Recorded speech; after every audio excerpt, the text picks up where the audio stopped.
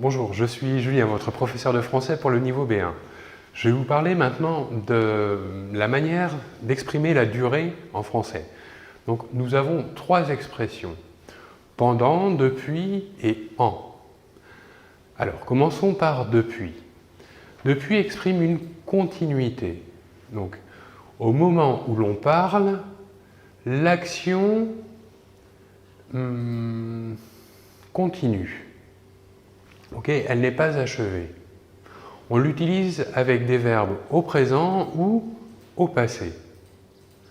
Par exemple, depuis le début de l'année, il nage tous les matins.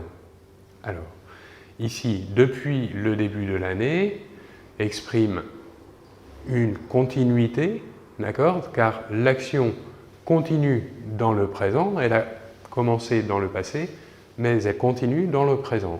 Il nage tous les matins. Passons maintenant à l'expression pendant. Pendant exprime une durée limitée. Au moment où l'on parle, l'action est inachevée. Okay?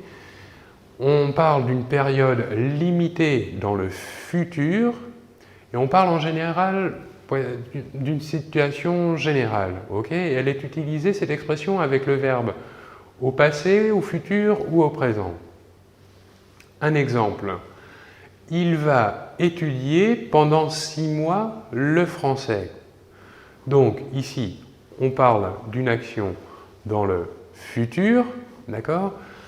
Et on parle aussi que cette action est limitée, donc pendant 6 mois, donc la durée est de 6 mois. Voilà.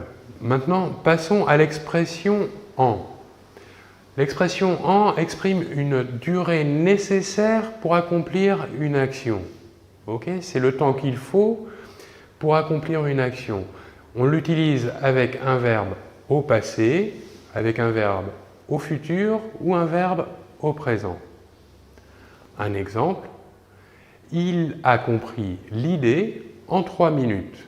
Donc ici, on utilise un temps au passé, le passé composé, et en 3 minutes, c'est le temps qu'il a fallu, okay, une action limitée, l'action dans le passé, qu'il a fallu pour qu'il comprenne l'idée. Voilà, je vous remercie de votre attention et on se retrouve très bientôt. Merci, au revoir.